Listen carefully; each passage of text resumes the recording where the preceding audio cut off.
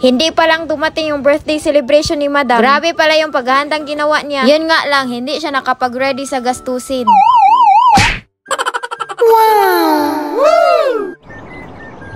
Sinimulan nga ni Madam sa paglista kung ano yung dapat bibilhin. Kailangan talagang may kodigo, lalo pat makalimutin yan.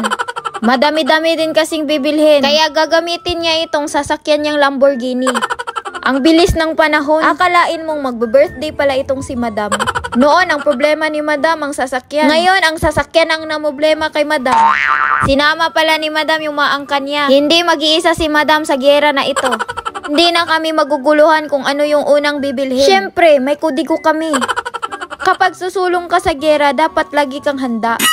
Mabisang teknik to para wala kang makalimutan sa mga bibilhin. Kaya tignan nyo itong si Madam. Lagi niyang chine-check yung nasa kodigo niya.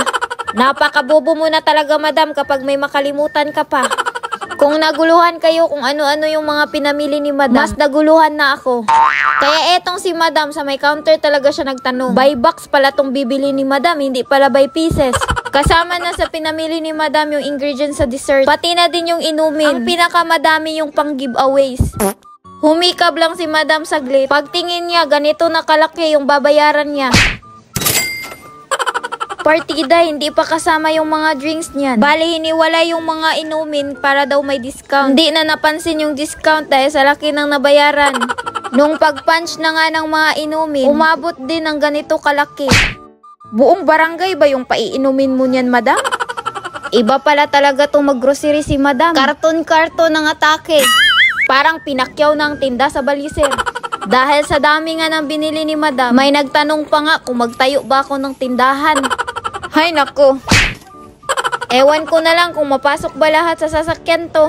Sa totoo lang, ngayon lang ako nakapamili ng ganito kadami. Ngayon pa lang, sakit-sakit na ng dibdib ko. Nagcash siya at muntik pang di kinaya. Kaya? Tayo? Lahat ng pinamili, nagkasya sa isang sasakyan. Yun nga lang, wala nang space para sa amin. Kaya eto, nag-motorcab na lang kami. Akala nyo, dun lang natatapos ang lahat? Akala ko din. Kailangan namin mamili ng mga Ricardos. Hanggat hindi pa nabili kung ano yung nakasulat sa kodigo, hindi pa kami makakauwi.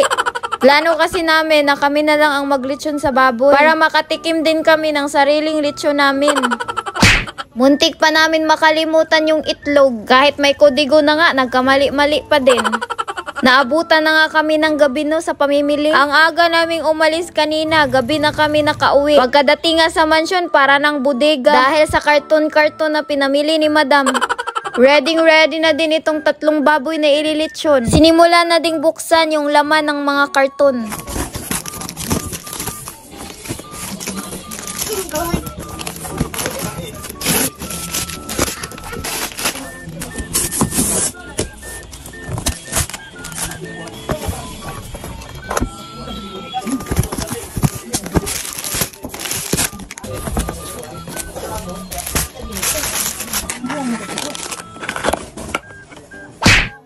Matagal ko talagang pinag-isipan kung ano yung ipapamigay kong giveaway. Dahil nga dinaanan ng bagyo yung birthday ni Madam. Naisip ni Madam na gawing pang-ayuda yung giveaways. Sinimula na kagad naming balutin to. At eto na nga yung kinalabasan. May salmon, may quick chow, may biscuit, may gatas pa. Eto yung totoong giveaway. Eto na nga yung pang-ayudang giveaway. Syempre, ginandahan na namin sa pagbalot yan. Tulong-tulong na nga kami dito ba kasi maabutan pa to sa araw ng birthday ni Madam. Napagod na nga kami sa pamimili. Mas mapagod pala kami sa ginawa namin ito. Buti na lang talaga pagkadating sa mansyon, inumpisahan na kagad namin. Sa dami ng pinamili ni Madam, syempre madami ding giveaways na babalutin. Hindi to madali ha kasi mano-mano talaga tong ginawa namin. Dahil nagkalat na sa sala etong mga giveaways na binalot, pinasok na namin sa kwarto ni Papa. Woo! Akala ko makapag-rest na ako. Akala ko lang pala yun. May dessert pa palang gagawin. Ang una nga namin ginawa itong macaroni salad na umabot ng 1 palanggana. Pagkadami-daming dessert to Madam. Para sumarap, nilagyan na nga namin ng pangpasarap. Kailangan talagang ma-perfect namin to. Kung hindi, 1 palangganang macaroni salad ang masasayang. Alas 12 na nga ng hating gabi. Umabot na nga sa birthday ni Madam. Pero eto pa kami, di pa natatapos yung dessert. Hindi na nga namin alam kung tama ba tong ginagawa namin. Yung iba kasi dyan, nakapikit na dahil inaantok na. Hindi to madaling matatapos kagad kasi isang plangganang macaroni ba naman? Kahit magtulong-tulong pa kami dito, naabutan na talaga kami ng hating gabi. Pagkatapos nga nitong macaroni salad, syempre hindi pa matatapos dyan. Meron pang dessert na mango float.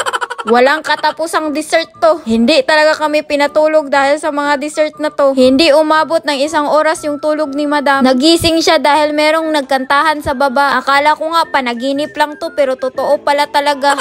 Eto yung tinatawag na manyanita sa amin. Ginagawa lang to pag birthday lang. Kakantahan kanila ng madaling araw, tapos sasayawan. Sa tanang buhay ko, ngayon lang ako naka-experience ng ganito. Nawala talaga yung antok ko bigla dahil sa ginagawa nila.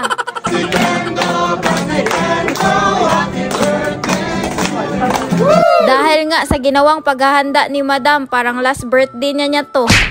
Eto yung nangyari sa araw ng birthday ni Madam na hindi niya makakalimutan kasi ang daming pumunta at dumalo at nakisaya. Grabe talaga ang bongga. Go! Sa araw ng birthday ni Madam ay inulan. Kaya lahat ng plinano ay napalpak. Kaya nga ayokong magplano eh. Sa umaga pa lang, bising-busy na nga to sila dito sa 3 baboy na lilitsunin. Pasintabi ulit dyan sa mga kapatid kong Muslim. Sinabi ko kasi sa pamilya ko na kami-kami lang ang maglitsyon. Bukod kasi sa ibang putahe ay catering lang. Kaya itong 3 litsyon dito na nilitsyon sa amin. Gusto ko kasing matikman ang sarili naming lutong litsyon. Kaya sinabi ko sa kanila na sarapan talaga nila. Nag-request din to sila na sila daw mismo ang bidyuhan, hindi yung litsyon kasi sayang daw yung kagwapuhan. Hindi ko alam kung anong ginawa nilang mekos-mekos dito sa litsyon. Pero kung tignan mo lang, parang matatakam ka na. Umaga sila naglitsyon kaya mga bandang hapon din sila natapos. Sabay-sabay na niluto kaya sabay-sabay din naluto. Ready na yung litsyon. Sinimula na ding inayos at ginandahan yung table. Bali ang napili kong catering itong Coffee Fermin.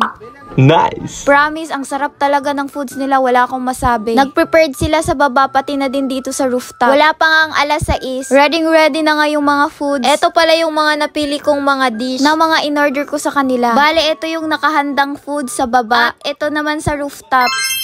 Bali yung sweet corner sa iba ko in-order. Kasama na yung mga cakes dyan. Mas madaming piniprepared na food sa baba kaysa dito sa rooftop. Kung anong putahe ang hinanda sa baba, pareho lang din naman dito sa rooftop. Nakakatakam na ngang tignan at ready na ngang imukbang.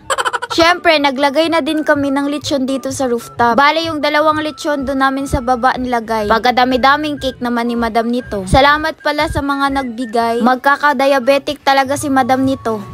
Ine-expect ko talaga na madaming pupunta. Pero nagulat talaga ako na ganito kadami. At may mga hawak pa silang mga roses. Wow! Naghihintay na yung mga bisita ni Madam sa baba. Pero eto pa nga siya, nagpapaganda pa. Abay, bilisan mo na dyan, Madam.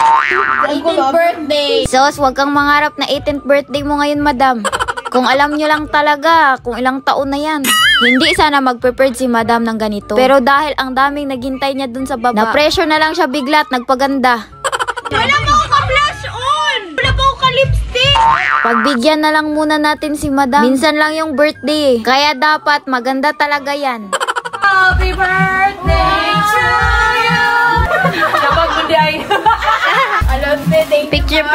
Nakakaiba na! Eto nga at natapos na si Madam pero nagpicture muna siya saglit bago bumaba. Narinig ko ngang nagkantahan na ng happy birthday sa baba. Kaya nagmadali na nga akong bumaba kagad. At bumulaga nga sa akin yung ganito kadaming bisita. Parang isang buong barangay na to. Tapos kinantahan na nga nila ako ulit.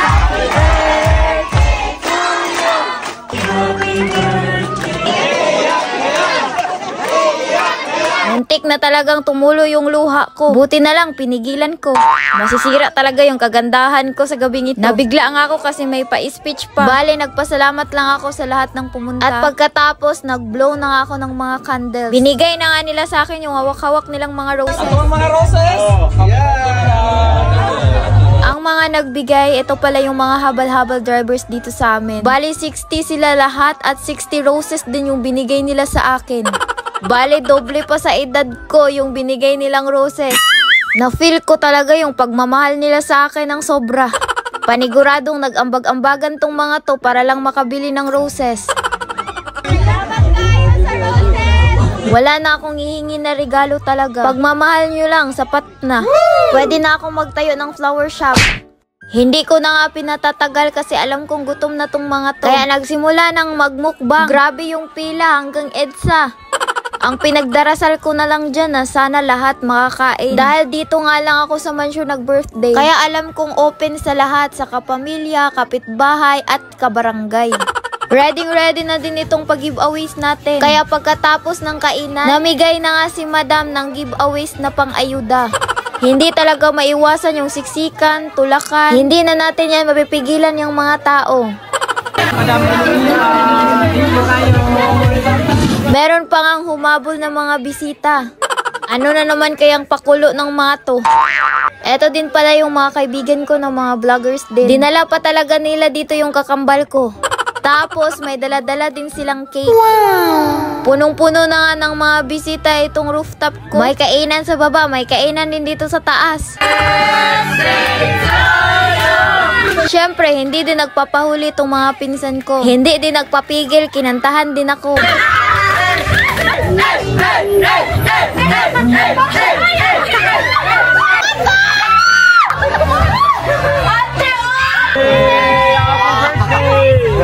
Salamat sa lahat ng pumunta. Lalong-lalo na itong mga staff sa catering. Halos lahat ng pumunta nakakain talaga. Pagkatapos ng lahat-lahat, nagpaliban pa si Madam.